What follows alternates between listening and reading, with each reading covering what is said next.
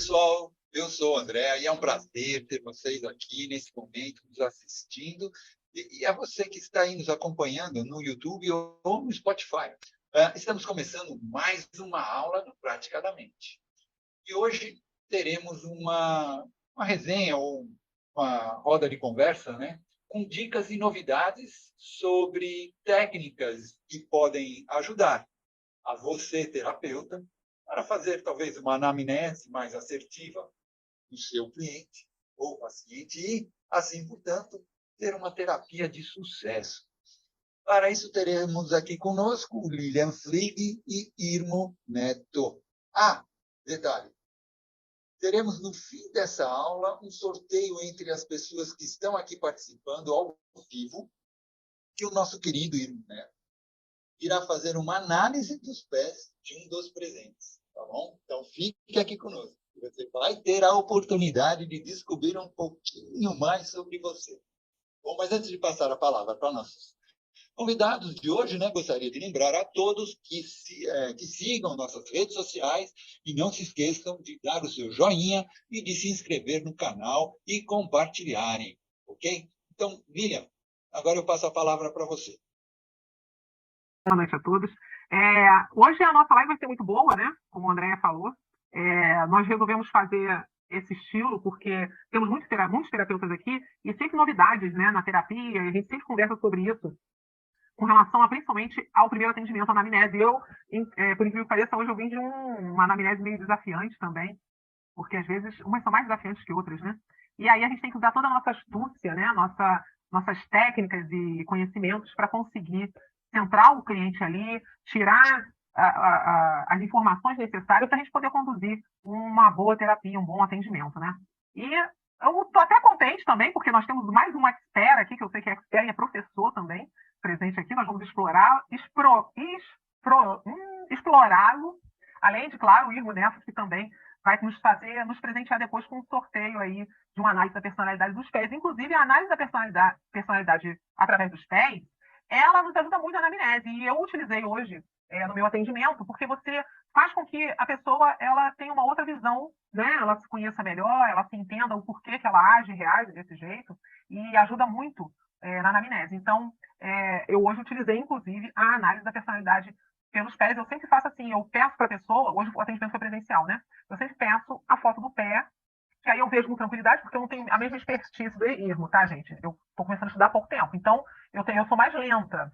Então, eu peço a foto, aí eu dou uma olhada, faço minhas anotações, e quando eu estou com a pessoa presencialmente, eu converso com a pessoa e vou falando lá o que eu percebi, e conversando com a pessoa eu desenvolvo melhor a orientação, né? O Irmo já não, o Irmo já tem 100 anos de análise dos pés, então, se vocês olharem para o rosto dele, vocês vão ver que ele já tem um certo tempo lá de experiência na análise dos pés.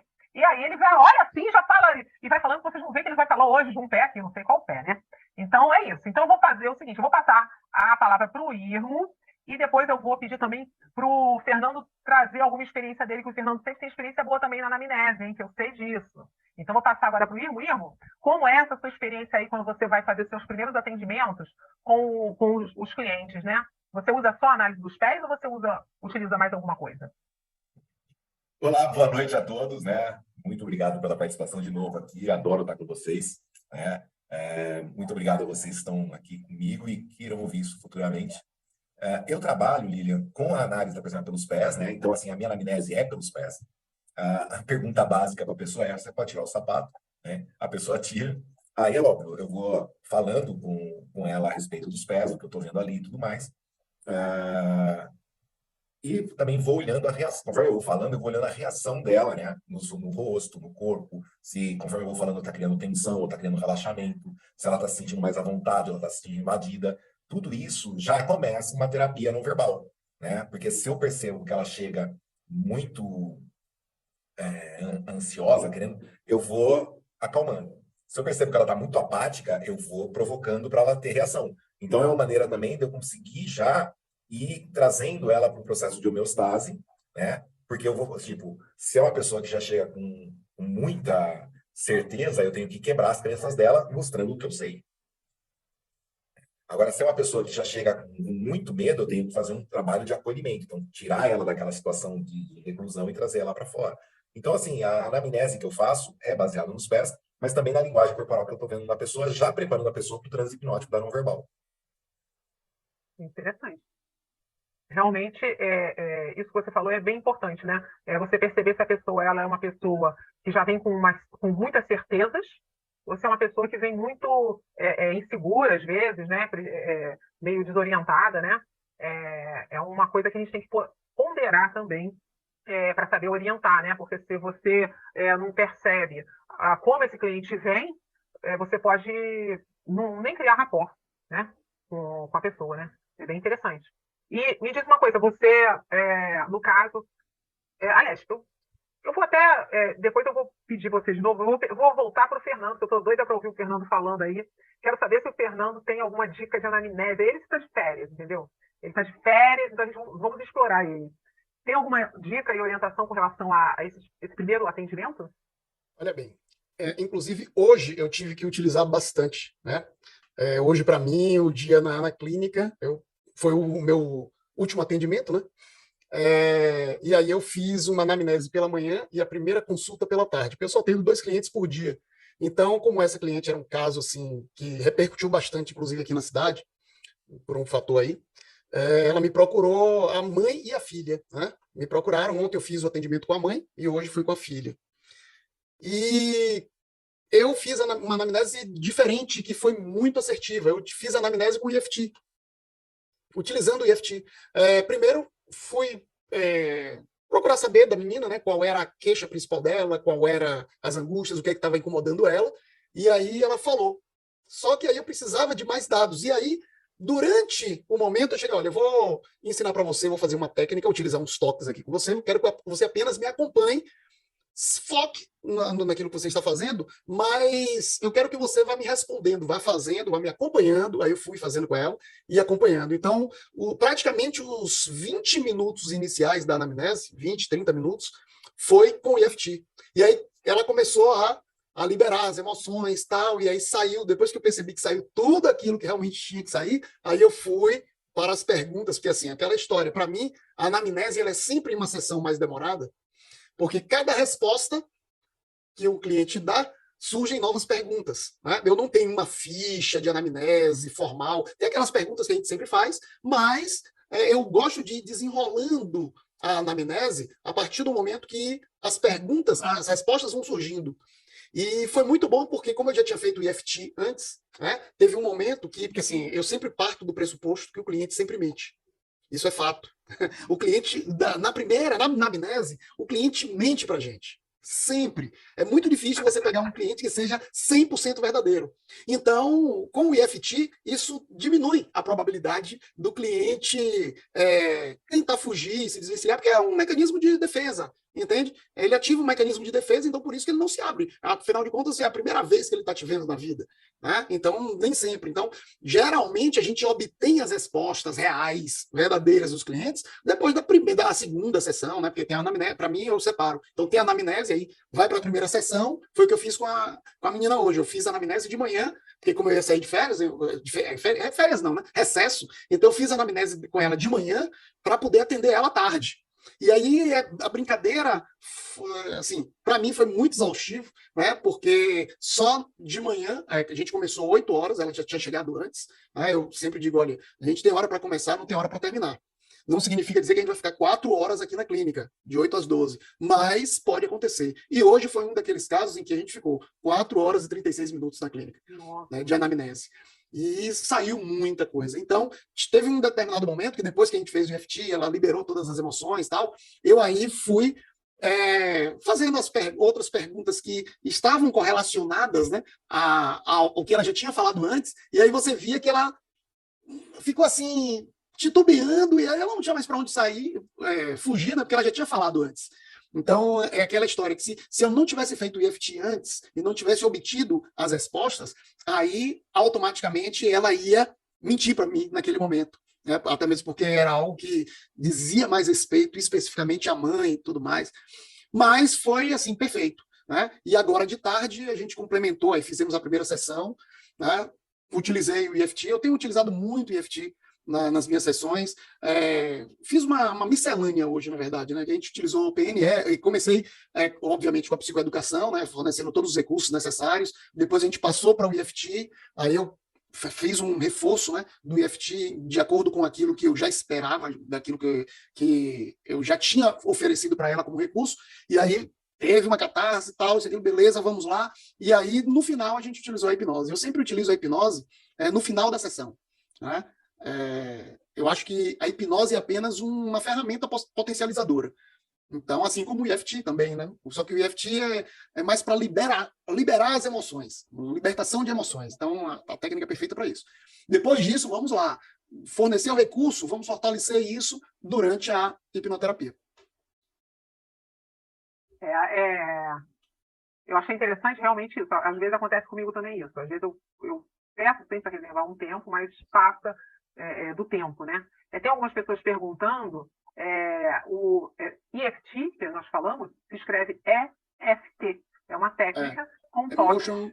Emotional Freedom Techniques. É uma técnica que é baseada em pontos de acupuntura, só que você não vai usar agulha, são toques. Né? Então você tem um toque na mão, que a gente chama de toque do karatê, ponto do karatê, topo da cabeça, né, que é no meio da cabeça, entre a sobrancelha, na linha que a gente chama do osso da caveira, né, na linha dos olhos, não é na têmpora, é no osso, aqui do lado, aqui embaixo, abaixo dos olhos, aqui entre o nariz e o queixo, entre o queixo e o lábio, e é um pouco acima do externo, não é no externo, é um pouco acima do externo, mais próximo da clavícula, tá? E embaixo da axila. Existem outros toques, mas basicamente esses já são bem úteis, bem favoráveis. E o detalhe do EFT é que você foca no incômodo. É ao contrário da auto-hipnose. Enquanto na auto-hipnose nós focamos no que a gente quer, na verdade, no positivo, a gente foca no positivo, né? No EFT a gente foca exatamente no que está incomodando. Né?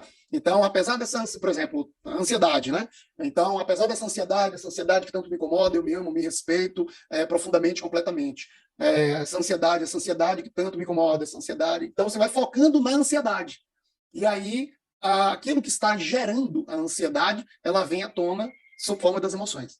Então, você vai dando as sugestões, né? Sim. As orientações aonde você estiver batendo. Isso. O que acontece é o seguinte, para um cliente, quando a gente ensina, por exemplo, eu ensino auto-hipnose e EFT para os meus clientes, para eles fazerem toda vez que eles precisarem. Um cliente que procurou hipnoterapia e que o terapeuta não ensina auto-hipnose, ele não fez absolutamente nada na clínica. É fato. O cliente ele tem que sair no máximo na segunda sessão, se não na primeira, porque eu já ensino na primeira sessão. Né? Mas é óbvio que ele não vai atingir o estado ideal logo na primeira. Tem alguns que sim, que logo na primeira, chega na segunda sessão, ele diz, pô, foi maravilhoso, utilizei todos os dias. E eu digo para o meu cliente, olha, auto-hipnose é igual a sua oração, você não faz todo dia? Então, é a mesma coisa. Antes da sua oração ou depois da sua oração, faça. Eu geralmente recomendo até depois. Fez a oração ali, agradeceu a Deus pelo dia, fez a sua análise diária, beleza, lindo, maravilhoso, joia. Então, depois faz a auto-hipnose para que você possa ter uma boa noite de sono, para que você possa atingir seus objetivos do dia seguinte. Eu sempre digo o seguinte, Fernando, eu faço auto-hipnose no mínimo 2 vezes por dia. Sempre. Na hora de dormir, porque eu durmo sempre tarde, porque eu gosto de assistir filme. Então, todos os dias eu tenho que assistir um filme, então eu durmo 2 horas. 2 horas da manhã é o meu horário de dormir, todos os dias. E eu acordo cedo, 6 horas. Então, eu quero que essas 4 horas de sono, elas sejam as melhores para mim. Então, sono profundo. Então, fiz minha oração, depois da oração faço a auto-hipnose, que já é exatamente para poder aproveitar, e já levo. Beleza. Quando eu acordo, isso é mal de família. Tá? Eu sempre acordo de mau humor. E aí, lógico, eu trabalho com o ser humano, ou eu estou dando aula, ou eu estou na clínica. Então, não posso sair de casa com mau humor. Então, acordei, abri o olho, beleza, joia, faço minha meditação do dia, depois a auto-hipnose para poder não ficar com mau humor e, obviamente, fazer com que o meu dia seja o melhor dia possível. Entende? E se durante o dia, e é isso que eu recomendo para os meus clientes, né? No mínimo, 1 vez por dia, no mínimo. Certo? Se você quiser fazer 2, ótimo, eu ensino como eu faço. E se por um acaso, durante o dia, você tiver necessidade da auto-hipnose, faça. Você vai fazer uma apresentação. Por exemplo, eu trabalho muito com alunos, né? Então, você vai fazer uma apresentação, você sabe que você vai ficar nervoso, ansioso, faça auto-hipnose, utilize o EFT para poder diminuir essa ansiedade, esse nervosismo, enfim, utiliza as ferramentas. São ferramentas, são recursos sobre forma de ferramentas que o cliente ele tem que conhecer e utilizar quando ele precisar. Afinal de contas, eu não estarei com ele para poder resolver o problema dele antes dele fazer a apresentação. Entende? Então, para mim, é algo que é fundamental. Então, o IFT, os toques do IFT que eu ensino para o cliente, é sempre da forma resumida. E aí para o cliente, a gente diz o seguinte, olha, você vai focar sempre no incômodo, repete, porque o cliente não tem a mesma, lógico, ele não tem a linguagem que nós temos para poder ir ressignificando, dando toque, aliciando, né, e ir ressignificando. Ele não tem isso. Então, foca apenas no problema. Dor de cabeça? Foca, resolve pra caramba. A pessoa tem enxaqueca. Ah, mas tá tocando na cabeça, tá dando toque na cabeça. Funciona, porque você tá dando um toque na cabeça, mas vai ativar determinados pontos que vai melhorar, vai fazer com que você termine, depois de 2, 3 ciclos, você esteja tranquilo, sem dor de cabeça, ou com uma dor de cabeça muito diminuída, entende? Então, o cliente... O EFT é muito bom. O EFT também é uma técnica muito boa, né? Agora, deixa eu falar uma coisa. A Luciana tinha levantado a mão antes dela cair. Você quer falar, Luciana? Tem como falar? Ela tinha levantado a mãozinha e caiu, na hora que ia chamar. Senão, eu vou passar a palavra para o Irmo. Ô, Liliana. Tá. Posso falar? Pode. Ok. Eu queria fazer uma pergunta para o Fernando a respeito das autossugestões na hora de dormir. Como eu trabalho na enfermagem, também o nosso sono é bem prejudicado. Assim. Então, quais são, se ele puder falar, as sugestões na hora de fazer auto-hipnose? Olha, eu foco sempre em uma técnica, né, que foi criada pelo Bruno Tricarico. O Bruno foi um dos meus professores, que é a sala das bolhas das emoções. Então, o que é que eu faço? Eu entro em auto-hipnose e vou dando uma sugestão de que eu estou em uma sala, onde essa sala tem, né, tudo com a cor que eu mais gosto, né? No meu caso, eu gosto muito do azul, da cor azul. Não é que seja a minha cor favorita, mas é aquela cor que me dá mais paz, mais tranquilidade, né? É uma outra coisa que eu fiz uma mudança, né? Aí, geralmente a gente pergunta para o cliente, qual é a cor que você mais gosta? E quer utilizar isso na terapia. Às vezes a cor que a pessoa mais gosta não é aquela que traz paz, tranquilidade, harmonia, equilíbrio para a pessoa. Então, para mim, no meu caso, é o azul. Então, eu entro na sala, então a sala está com as paredes pintadas de azul, tudo azul. Então, até o ar que você respira é azul. Então, eu respiro, entro naquele momento, naquela sala, imagino que eu estou deitado em uma cama, né, bem confortável, tal. Aí ainda coloco uma cama de massagem, alguma coisa do tipo, e vou imaginando, respirando aquela cor que eu gosto e soltando aquela cor que me incomoda, aquela cor que eu não gosto, ou seja, aquela cor que representa todos os seus incômodos.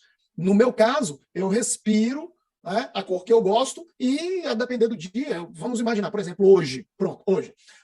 Hoje, essa sessão com essa menina foi uma sessão muito pesada, né? Uma energia assim, um tanto quanto carregada, porque foram muitos detalhes bem particulares e que são casos que eu particularmente não gosto de trabalhar na clínica, né? Mas que veio à tona e a gente tem que fazer. E aí eu respirei, eu vou fazer hoje, respirando a cor que eu gosto, fazendo toda uma limpeza do meu corpo sobre tudo aquilo que eu vivi no dia de hoje e vou soltar a cor que eu não gosto, que no meu caso aí é o marrom, né? Então eu respiro pelo nariz, faço com que esse ar azul faça uma limpeza interna do meu corpo, na minha alma, solto o que eu não gosto. Aquela coloração marrom saindo da minha boca, sob forma de bolha, essa bolha vai saindo, em algum momento eu vou estourar essa bolha, e quando eu estourar essa bolha, eu já dou a sugestão de que eu vou entrar em estado de sono profundo.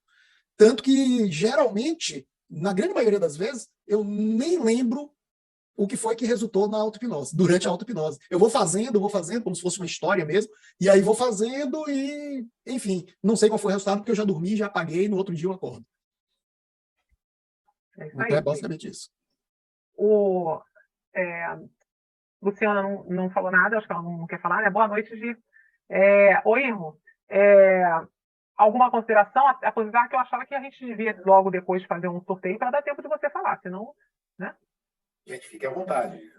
Eu queria saber do Irmo como é o nome dessa técnica dos pés.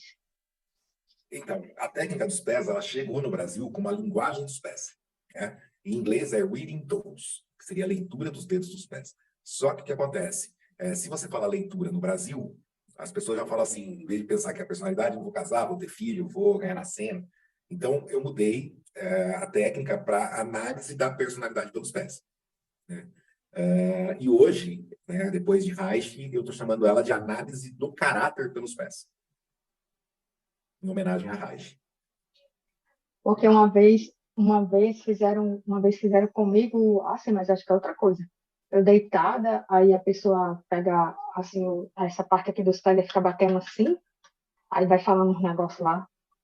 Não, não tem nada a ver. Pelo formato dos seus pés, disposição de dedos e unhas, eu consigo saber como você pensa, sente e age, porque pensa, sente e age sempre da mesma maneira, né? Então, basicamente, nós temos 3 formatos de pés: egípcio, greco-romano e quadrado. E aí, depois, dentro desses 3 formatos de pés, tem todas as variantes, tá? Largura de dedão, tamanho de unhas, tamanho de dedos, e assim vai indo para eu saber qual dos 3 cérebros, por exemplo, você usa. Se você usa o cérebro reptiliano, o límbico, o neocórtex, dá para saber muita coisa. No caso, você vê a parte de cima, né? Não essa parte aqui. Não, A parte de cima. Isso. Ah, tá. E tem que estar com a unha bem feitinha, né? Eita.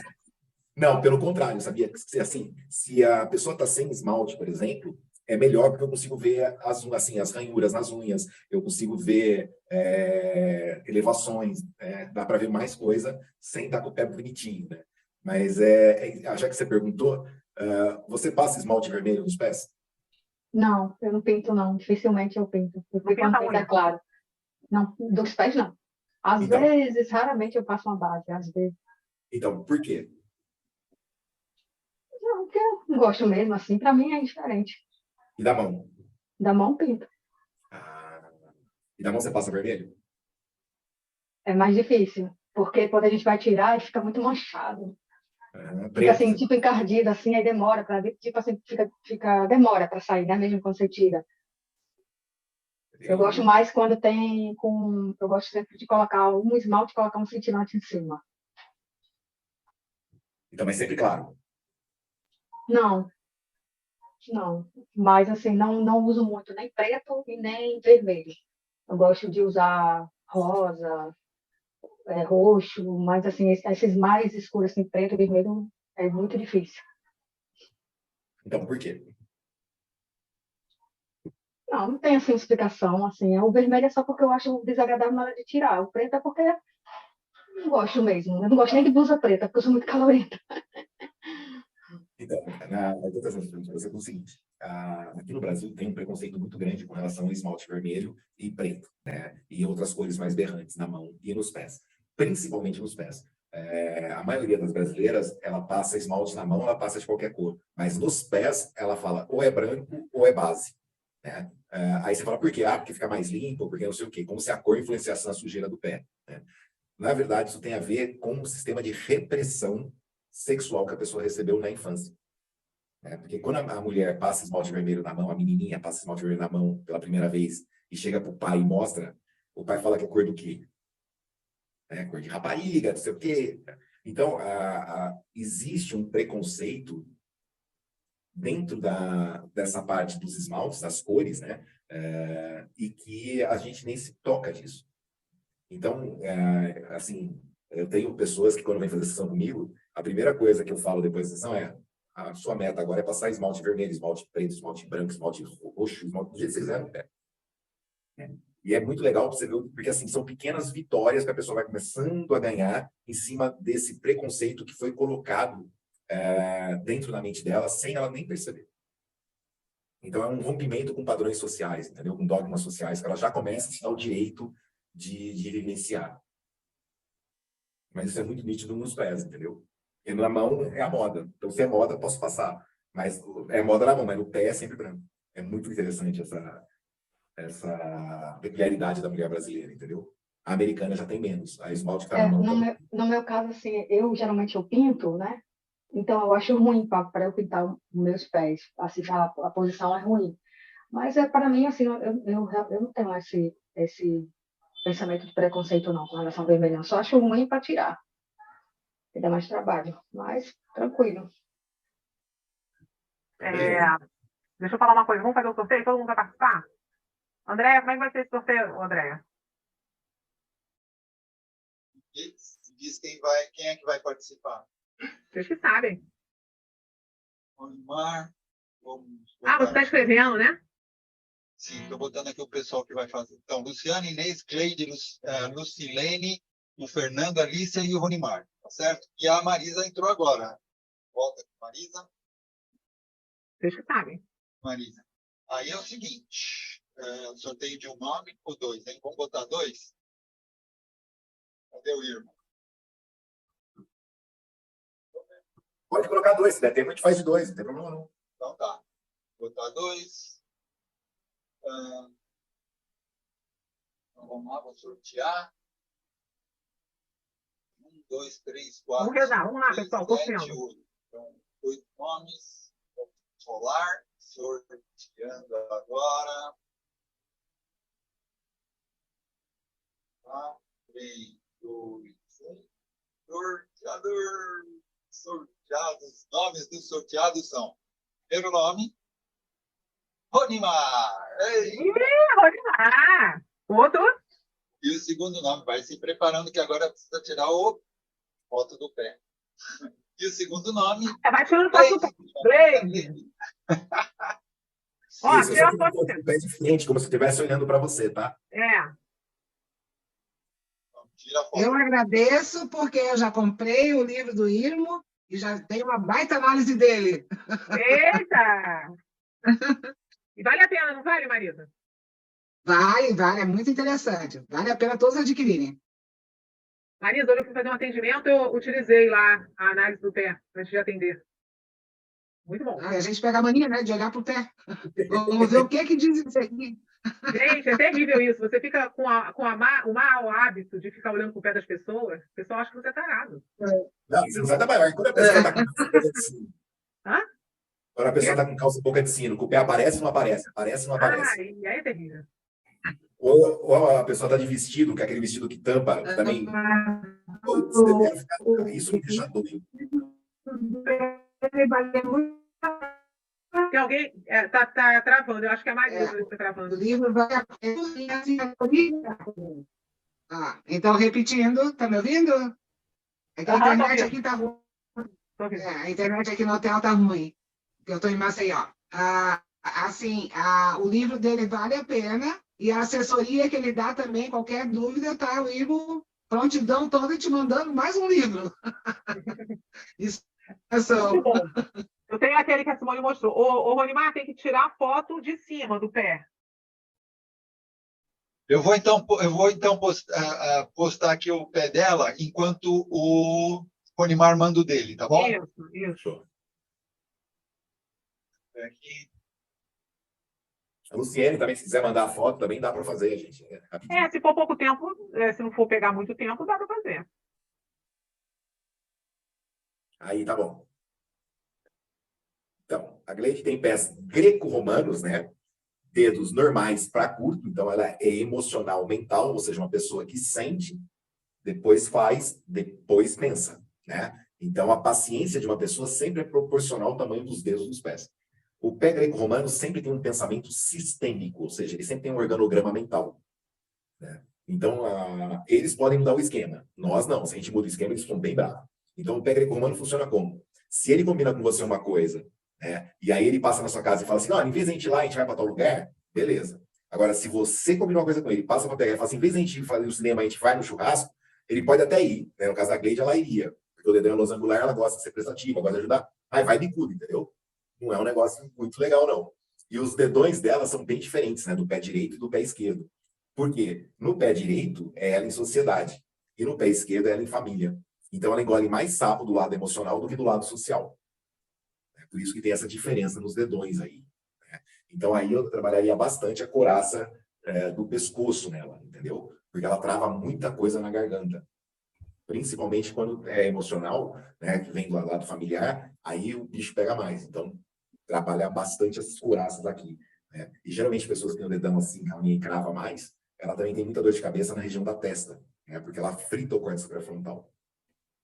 Muito bom. Bom, tem outro aí já, o Andréa? O Ronimar mandou? Sim. Esse é o de hoje? É o de hoje? Sim. Ó, tá diferente um pouquinho a impressão minha. Já está um pouquinho melhor aqui com relação ao quarto dedo. Aqui tem uma diferença no pé esquerdo, tá vendo? Já está mais retraidinho. O segundo dedo já está mais levantado, o dedão do pé direito está mais levantado. Então, algumas coisas acontecendo do lado social aí está permitindo você sonhar, né? Então, você já está num processo de ter um vislumbre diferente de algumas coisas aí socialmente, né? Por isso que o dedão levantou. O que mais que a gente consegue ver? E o lado emocional ainda pega, né? O dedão tá igual, o dedão do pé esquerdo. Tá? Aí teria que trabalhar, por isso que eu falei, isso aí tem que trabalhar bastante, esse chakra laríngeo teu aí. Essa vontade de ser boazinha complica. Muita terapia, né? Muita terapia. Cleiton, você tem cócega nos pés? Não muito. Mas tem. Tem. Geralmente quando é de outra pessoa, né? Que da gente mesmo tem um... Não, a gente não consegue fazer cócega na gente, a gente também não consegue dar susto na gente mesmo. Né? Mas a cócega nos pés está ligada a traumas gestacionais. Então, significa que durante sua gestação, a sua mãe passou alguns perrengues e você chutava o útero dela com os pés de um lado e batia a cabeça do outro. Então, você registrou toda a vida intrauterina na sola dos pés e no topo da cabeça. Né? Então, esse registro, hoje, na vida adulta, impede você de acessar brincadeira infantil. Brincadeira infantil irrita, entendeu? Tipo, show de mágica, é meio idiota. Então, não é uma coisa que atrai você. Então, dentro da hipnose não verbal, por exemplo, durante o transe, eu disparo as cócegas nos pés, eu ponho você na posição fetal, disparo as cócegas nos pés e já venho com a mão no rosto e acariciando toda essa parte. Né? E aí você começa a entrar em estado cartático, volta lá no útero, resolve o problema e quando eu trago você do transe, você perde a cócega. Mas não é que perde comigo, perde a cócega. Ô, Irmo, um detalhe interessante, que eu passei por um momento de bastante desapontamento na minha vida. E eu fiquei muito sem chão quando isso aconteceu. E aí, assim, depois que eu fui, assim, depois de, né, estudar autoconhecimento, e aí eu descobri que foi em função disso. Eu tive uma crise muito forte de fascite plantar. Nessa época, bem pós essa situação que eu vivenciei, sabe? E aí, a sensação que eu tinha é que tinham facas enfiadas nos meus pés. Tamanha era a dor, que eu não conseguia caminhar, sabe? Assim, aí eu fiz muita fisioterapia, muito tratamento, etc e tal. Hoje eu estou, graças a Deus, eu estou ótima da fascite plantar, né?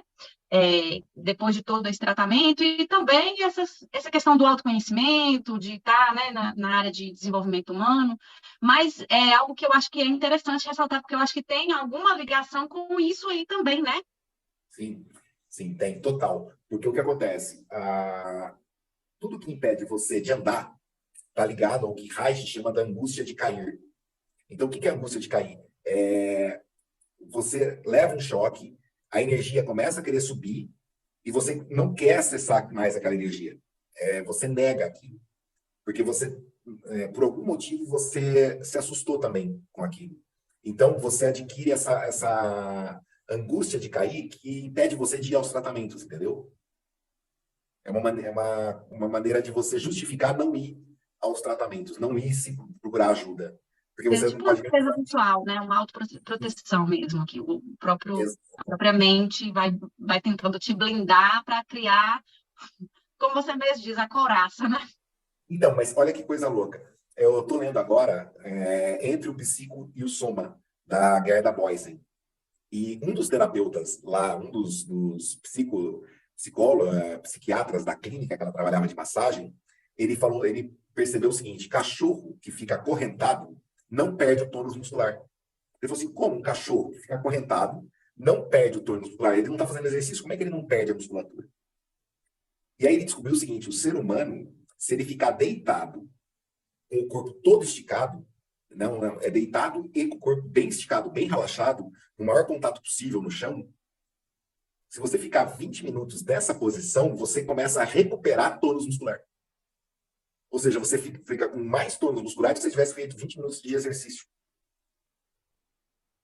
É muito interessante essa nova concepção da guerra, que está fazendo um negócio Isso muito bom. explica a importância do alongamento, né, para a gente. Por que o Pilates é tão bom? Por que funciona tanto, né? Exatamente. Yoga. Mas é fantástico esse estudo. Deixa eu ver esse aqui. De quem que é esse? Tá ampliado, André? Não, ainda não. Esse é do Ronimar, vou ampliar.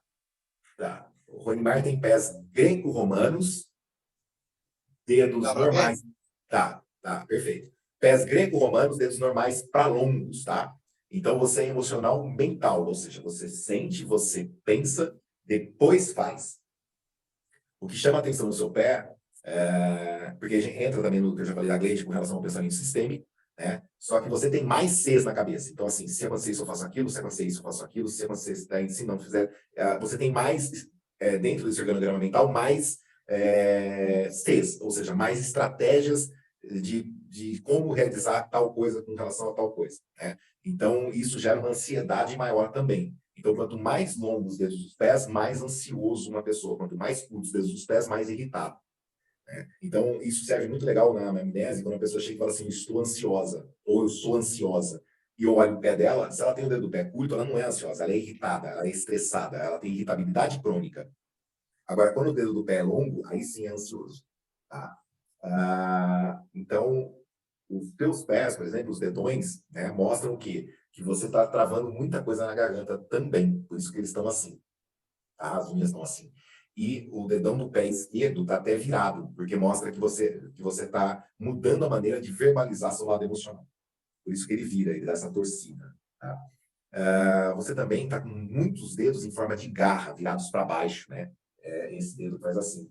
Isso mais no pé esquerdo, né? Isso, mais no pé esquerdo do que no direito. Emocional, né? O pé direito é ele sociedade, o pé esquerdo é ele e família. Seria, mudando um pouquinho para vocês entenderem, o hemisfério esquerdo do cérebro, que é o hemisfério racional, é o pé direito, e o hemisfério direito do cérebro é o pé esquerdo, que é o hemisfério mais subjetivo, né? Então, o que acontece? Esses dedos em forma de garra mostram que você está preferindo jogar grande parte do seu potencial para o chão do que colocar para o mundo. Tá? Então, mostra uma resignação forçada do lado emocional. Então, essa resignação forçada leva também a um processo de angústia, né? E essa angústia é sentida na região do peito, é como se tivesse uma coisa esquisita nessa região do peito. Tá? E aí, o segundo dedo do pé direito, por exemplo, você tem uma dobrinha. Isso significa que você consegue segurar a energia para colocá-la no melhor momento. O problema é que se passar esse momento, essa energia acaba estourando dentro de você, entendeu? Então, por isso que você consegue essa maleabilidade aqui. Tá? Isso também exige muito controle. Então, também teria que trabalhar um pouquinho com você essa questão do controle, essa rigidez com relação à necessidade de controle. Tá bom? Eu trabalhei bastante também o chakra raiz, né, que são os dedinhos, que quase não dá para ver.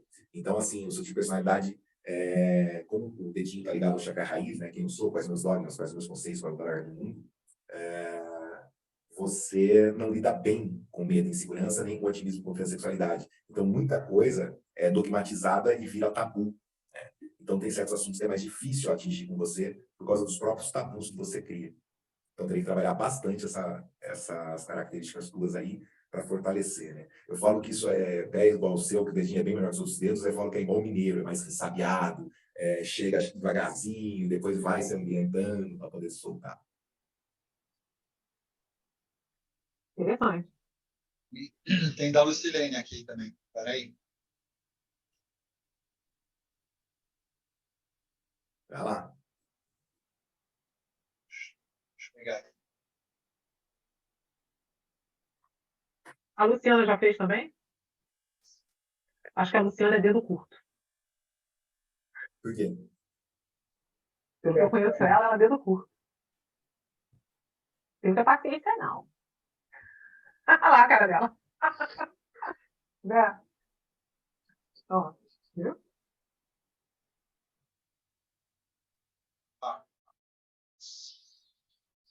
Eu aí?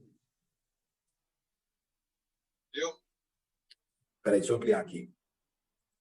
Aí. Minha visível, essa aí tá pior do que eu, hein? Teimosia pouca, que bobagem. Me venceu. Essa venceu mesmo. É assim, ó, gente, quanto mais visível as unhas dos pés de uma pessoa, mais ela acredita nas próprias verdades. Quanto menor as unhas, mais dogmatizada ela é, mais ela acredita nas verdades do mundo, né? Então, aqui a gente vê uma pessoa que... né, Essas bem próprias conhecida. verdades que você diz, irmão, seria o quê? São crianças grandes. Então, se ela é não por não, ela faz birra, né? E no caso dela, a base da unha é reta e a ponta do dedão é reto. Então, assim, ela faz birra, ela demonstra na cara que ela está contrariada. Se ela acredita, por exemplo, que a parede é azul, você pode chegar provando para ela que não é, vai ser azul. Simples assim. Por quê? Porque é azul. Não tem porquê. Não Porque, sou tão radical assim, não. entendeu? Certamente. Não, radical assim. Também. É que assim, você não percebe, mas é. Porque assim, em que pese você ainda se dá o direito de estudar, de buscar, de correr atrás, tem a pessoas com as unhas visíveis, ela vem com essa ferramenta de combater os dogmas sociais. Então, são pessoas que já vieram com uma ferramenta de não se contaminar tanto com o que os outros vão dizer, que os outros vão falar. Né? Geralmente são pessoas que, quando chegam numa loja, elas compram o que elas gostam, não o que é a marca. Né? É verdade. Então, assim... Eu não sou uma pessoa de marca. Porque assim, e aí vocês acabam, assim, as pessoas que têm as unhas visíveis acabam beirando a excentricidade. Porque, assim, se está todo mundo de uniforme, ela está de uniforme também, vai ter um broche. Entendeu? Ela nunca vai ser igual. Porque ela odeia isso. Ela busca essa identidade dentro do grupo. Né? Aqui, por exemplo, a gente trabalharia bastante a parte do fechamento do pé direito, né? Que é a Joanete aqui, que está empurrando o dedão para dentro. Tá? Então, isso aqui, o pé direito está ligado a pai, né? Então, trabalharia aí algumas coisas relacionadas a pai. O dedinho do pé direito também está bem mais virado do que o dedinho do pé esquerdo, apesar que os dois estão bem virados para baixo. Então, hoje está tendo uma... Assim, você não está conseguindo lidar muito bem com as energias do chakra raiz, que é quem eu sou, quais meus dogmas, quais os meus conceitos. Você está preferindo jogar tudo isso para o chão, talvez até para diminuir um pouco a teimosia. Mas não é por aí, entendeu? Não é desligando esse chakra que você vai conseguir isso. Né? É a busca de conhecimento e aí se abrir para conhecimentos novos. Né?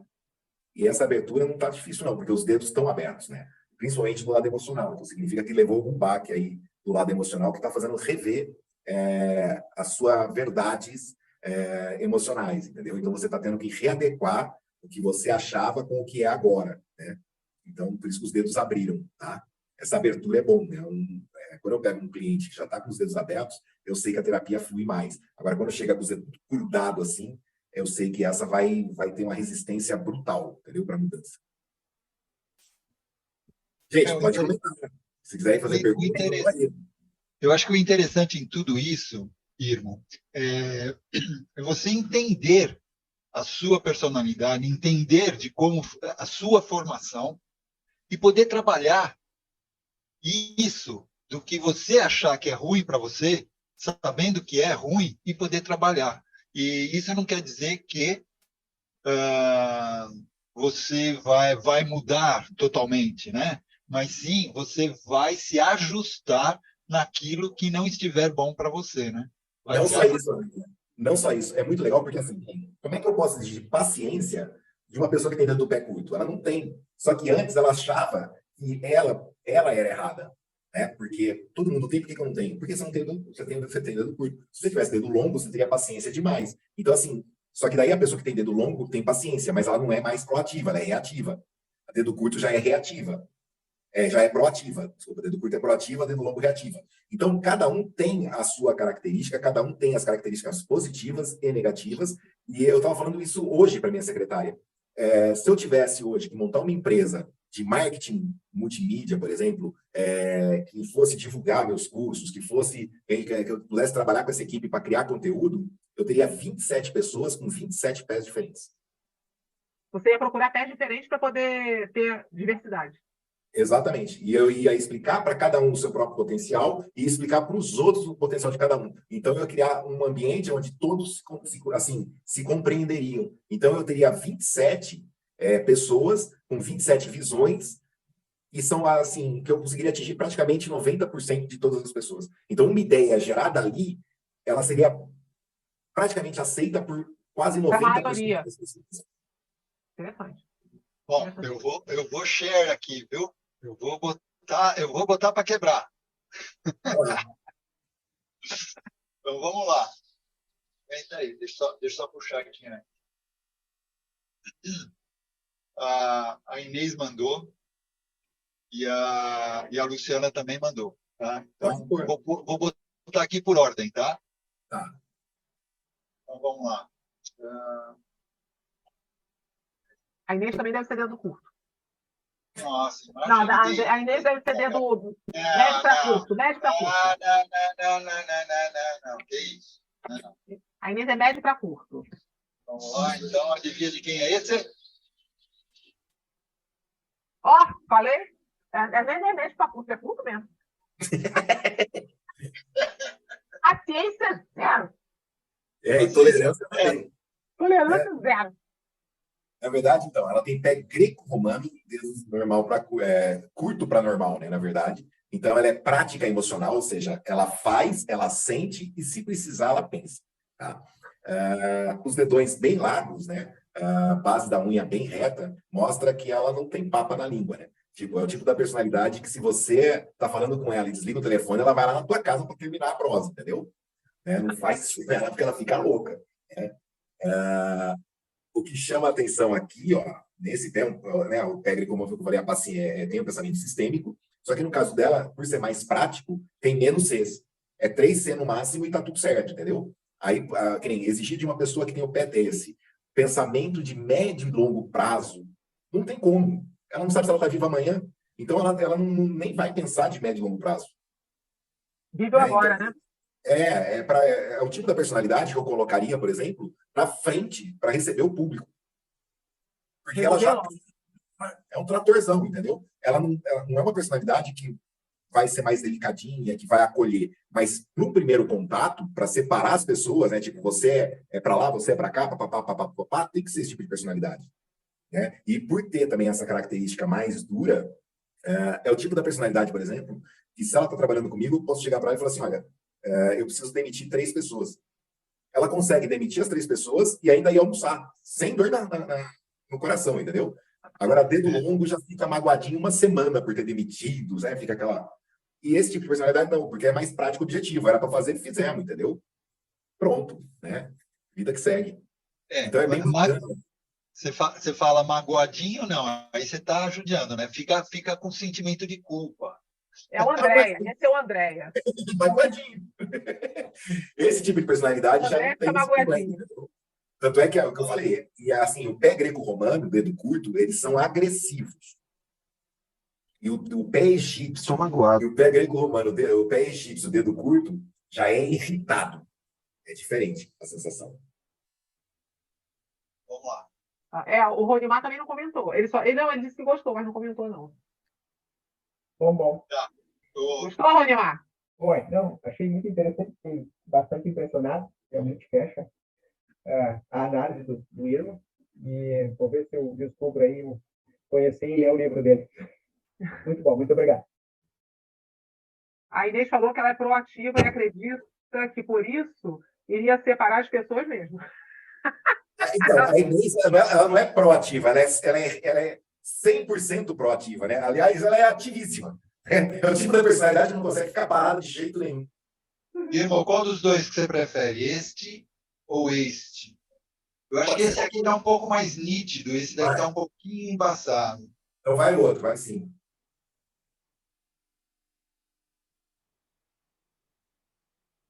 Consegue ver? Só tem gente que pega greco-romano aqui, gente. Tá. Dedo normal para curto, então é emocional, prática, ou seja, sente, faz, depois pensa. Né? O dedinho também muito menor que os outros dedos, então mostra também essa dificuldade em lidar com medo e insegurança. O dedinho do pé esquerdo está muito virado, né? Então está bem diferente do dedinho do pé direito com o dedinho do pé esquerdo. Então mostra que dentro do chakra raiz, né? Que é quem eu sou, quais meus dogmas, quais os meus conceitos, no pé direito ele está ligado a medo e insegurança, no pé esquerdo otimismo, confiança e sexualidade. Então ela desligou muita parte da libido, que é no pé esquerdo. Tá? Os dedos abertos no pé direito mostram o quê? Bateu de frente com as realidades sociais, né? Com o que ela acreditava que era a realidade social, e está tendo que rever todas as suas crenças e criar uma nova realidade. Então, socialmente falando, ela está muito pronta para aceitar novas possibilidades, porque os dedos abriram bastante. Tá? Isso é bom. O dedão losangular, tá vendo que faz um balãozinho? Quem tem o dedão losangular gosta de ser prestativa, gosta de ajudar, tem mais dificuldade de dizer não, né? Mas também não são Madre Teresa de Calcutá, né? Eles são sedução.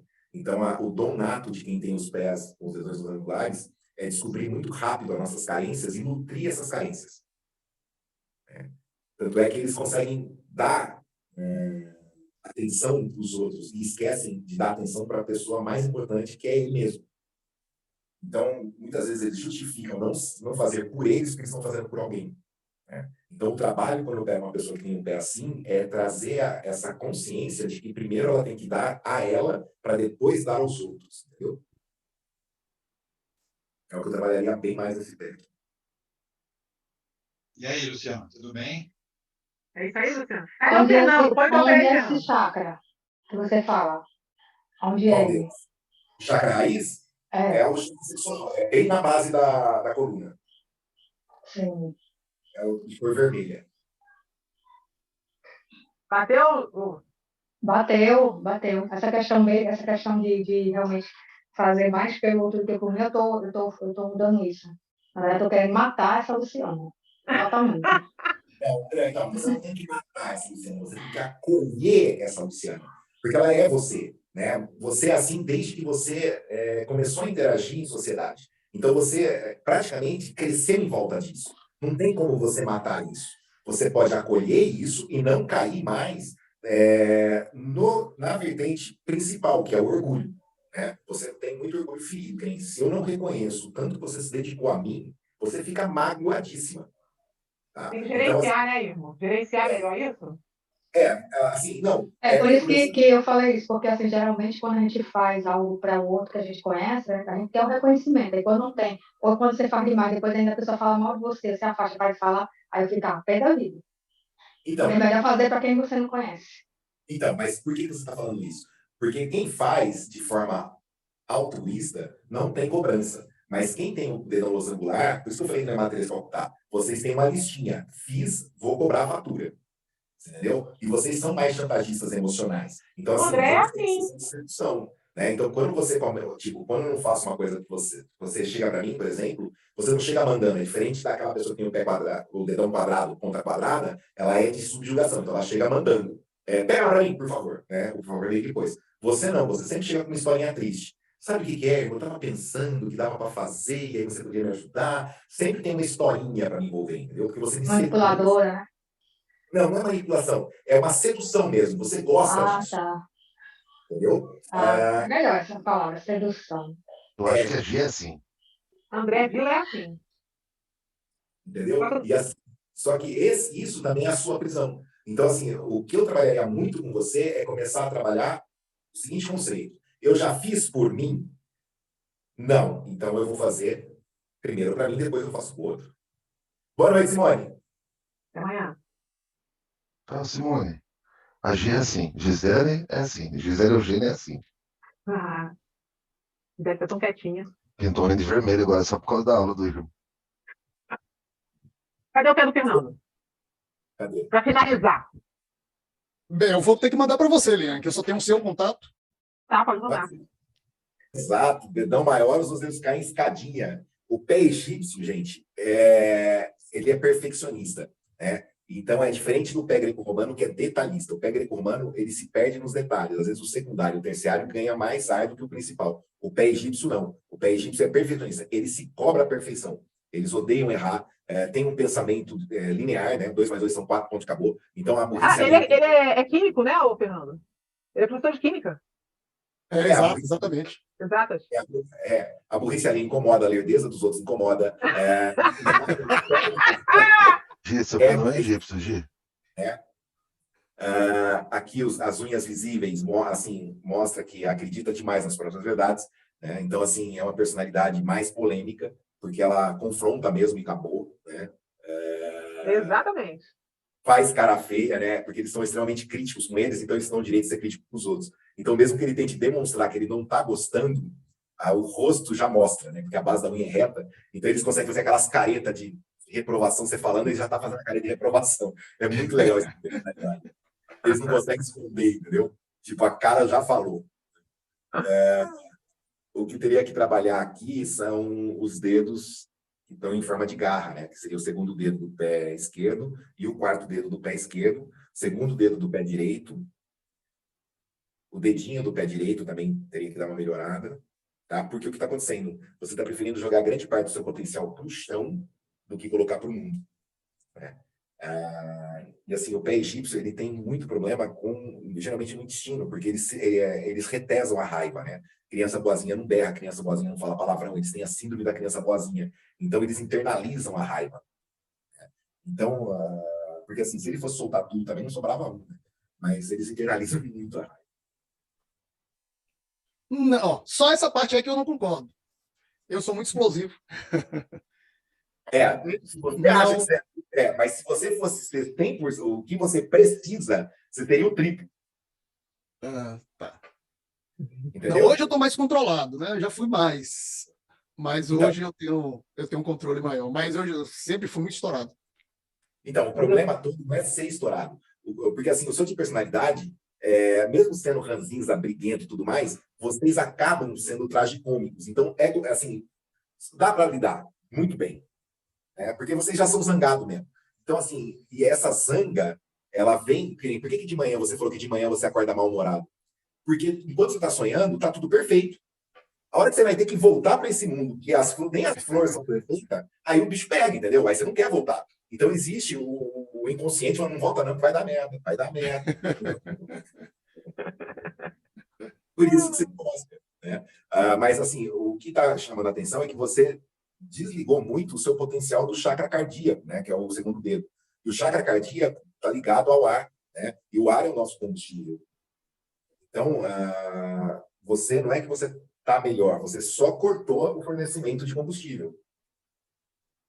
Então, teria que trabalhar isso, né? Porque não é porque você diminuiu a marcha que você mudou o esquema. O esquema está aí ainda. Ô, Irmo, a Inês está perguntando se dá para conhecer parceiro ideais através do pé. Não, porque o parceiro ideal, né, ele é perfeito. A partir do momento que você está apaixonada, a pessoa não tem defeito. É a única fase que o pé não importa, é quando você está apaixonado, entendeu? É como já dizia Pedro Calabres, né, que paixão é o estado de demência temporária, e é real, né? Não dá. Sou demente a vida toda. E nem tem porquê, porque assim, quando você se depara com pessoas com o mesmo pé, é vocês dois contra o mundo, né? Porque você chega em casa e fala assim, aquele cara lá da banquinha, não sei o quê, e o outro tem o pé igual o teu, é mesmo, comigo foi a mesma coisa. Agora, se você tem, por exemplo, uma pessoa que a mulher é pé egípcio, o marido pé greco-romano, por exemplo, a mulher é pé egípcio, dedo curto, o marido pé greco-romano, dedo longo, ela chega em casa e fala assim, aquele cara lá da banca, só que o marido é dedo longo, concorda com o cara da banca. Não é assim, eu fui lá outro dia, aí já começa o quebra-pau, entendeu? Então, assim, mas mesmo no quebra-pau, na diversidade, os dois crescem também. Então, não tem um pé ideal, né? Tem um necessário para aquele momento. A Gi falou que ela vai começar a olhar primeiro o pé. Eu também, eu tenho essa maneira. Eu olho logo o pé assim, quando a pessoa fala, eu já dou uma doiada assim. Mas isso não, se você fizer isso logo de cara, desanima, né? Você já vai olhar o pé, já vai achar os defeitos, já vai descartar. Claro, nível de exigência alto. Não, para mim vira desafio, entendeu? Tipo, assim, quando eu olho o pé de uma pequena, pé egípcio, dedo curto, eu não tenho que enrolar. Porque se ele tiver dúvida, ele pergunta. Vamos lá? Então, pessoal, estamos encerrando mais uma aula sensacional que tivemos aqui. De uma aula e também de uma análise de certos pés que tivemos aqui, da característica da personalidade, né? Que o nosso querido Irmo fez aqui para todos, né? Que estavam aqui participando. Então, lembrando a todos que entrem e sigam o Instagram lá do Praticadamente, que assim vocês irão receber os comunicados das nossas próximas aulas que vamos ter por aí. Em nome do Praticadamente, a gente agradece imensamente a Lilian Flig e ao nosso querido convidado de hoje, o Irmo Neto, e a todos também que estiveram aqui presentes, e a você que está aí nos escutando no Spotify ou nos assistindo, e você também que está aí no YouTube. Se o canal do Praticadamente conseguiu de alguma forma ajudar você, não se esqueça de curtir, compartilhar e de se inscrever no YouTube e em nossas redes sociais. E assim, juntos, podemos fazer a diferença e transformar vidas das pessoas. Então, vamos nos despedindo e a gente se encontra na nossa próxima aula do Praticadamente. Até lá, pessoal!